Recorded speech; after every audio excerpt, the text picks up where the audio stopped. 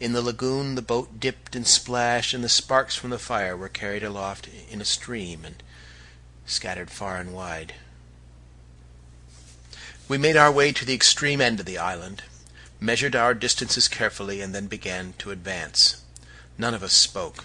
Sangree and I, with cocked guns, watched the shorelines, and all within easy touch and speaking distance. It was a slow and blundering drive, and there were many false alarms, but after the best part of half an hour we stood on the farther end, having made the complete tour, and without putting up so much as a squirrel. Certainly there was no living creature on that island but ourselves. "I know what it is," cried Maloney, looking out over the dim expanse of gray sea, and speaking with the air of a man making a discovery. "It's a dog from one of the farms on the larger islands." He pointed seawards, where the archipelago thickened. "And it's escaped and turned wild.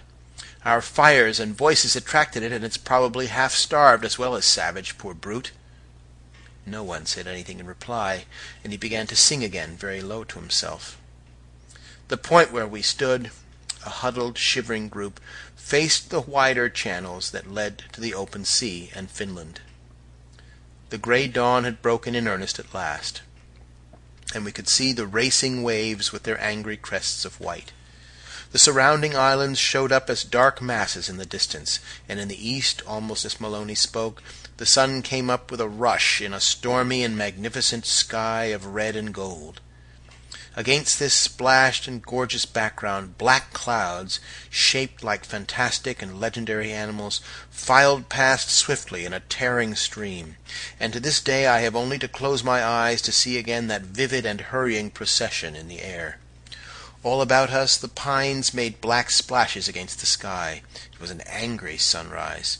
Rain, indeed, had already begun to fall, in big drops. We turned as by a common instinct, and without speech made our way back slowly to the stockade. Maloney humming snatches of his songs, Sangree in front with his gun prepared to shoot at a moment's notice, and the women floundering in the rear with myself and the extinguished lanterns. Yet it was only a dog. Really, it was most singular when one came to reflect soberly upon it. Events, say the occultists, have souls, or at least that agglomerate life due to the emotions and thoughts of all concerned in them, so that cities and even whole countries have great astral shapes which may become visible to the eye of vision. And certainly here, the soul of this drive, this vain, blundering, futile drive, stood somewhere between ourselves and laughed. All of us heard that laugh, and all of us tried hard to smother the sound, or at least to ignore it. Everyone talked at once, loudly, and with exaggerated decision, obviously trying to say something plausible against heavy odds, striving to explain naturally that an animal might so easily conceal itself from us, or swim away before we had time to light upon its trail. For we all spoke of that trail as though it really existed, and we had more to go upon than the mere marks of paws about the tents of Joan and the Canadian. Indeed, but for these, and the torn tent, I think it would of course have been possible to ignore the existence of this beast intruder altogether. And it was here, under this angry dawn, as we stood in the shelter of the stockade from the pouring rain, weary, yet so strangely excited, it was here, out of this confusion of voices and explanations, that very stealthily the ghost of something horrible slipped in and stood among us. It made all our explanations seem childish and untrue. The false relation was instantly exposed. Eyes exchanged quick, anxious glances, questioning, expressive of dismay. There was a sense of wonder, of poignant distress, and of trepidation. Alarm stood waiting at our elbows. We shivered. Then suddenly, as we looked into each other's faces, came the long, unwelcome pause in which this new arrival established itself in our hearts. And without further speech or attempt at explanation, Maloney moved off abruptly to mix the porridge for an early breakfast, Sangree to clean the fish, myself to chop wood and tend the fire, Joan and her mother to change their wet garments, and most significant of all, to prepare her mother's tent for its future complement of 2.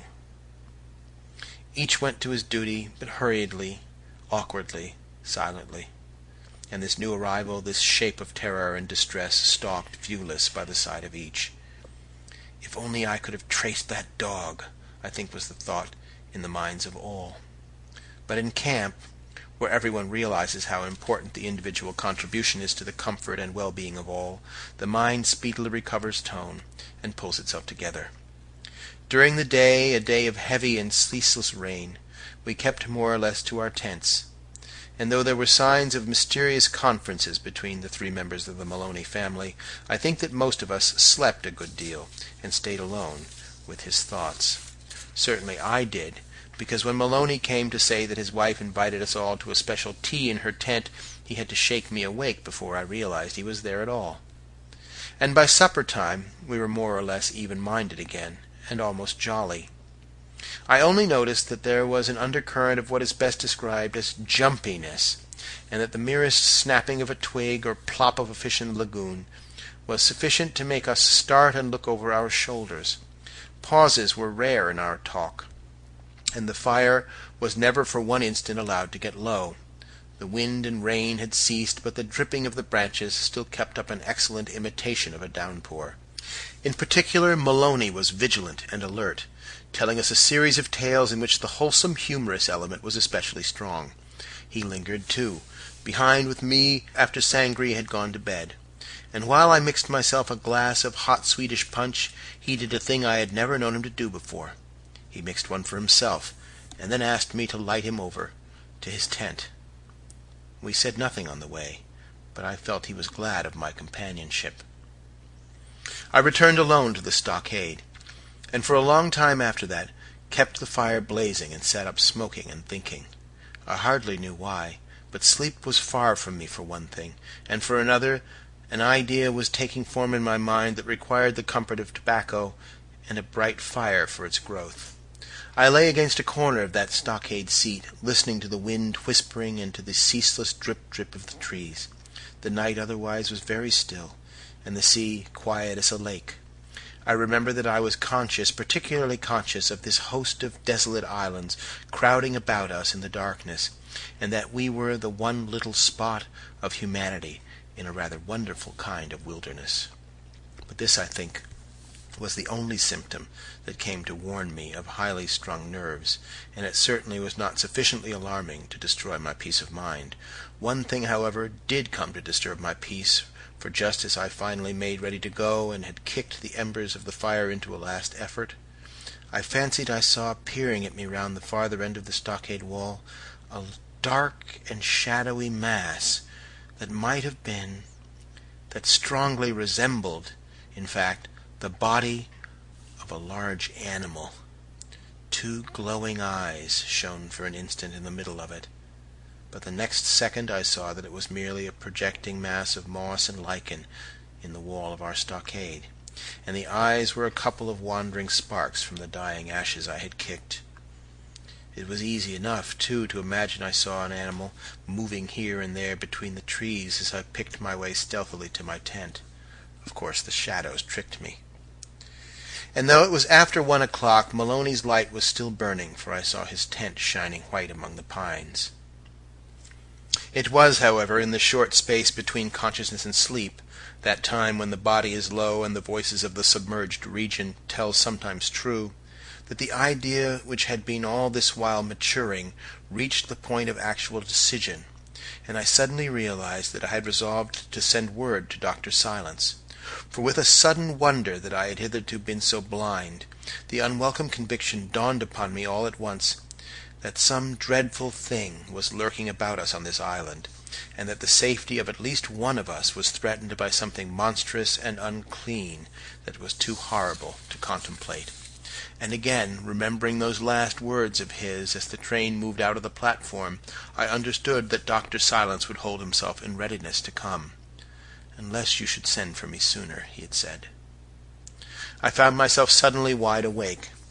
It is impossible to say what woke me, but it was no gradual process, seeing that I jumped from deep sleep to absolute alertness in a single instant. I had evidently slept for an hour and more, For the night had cleared, the stars crowded the sky, and a pallid half moon, just sinking into the sea, threw a spectral light between the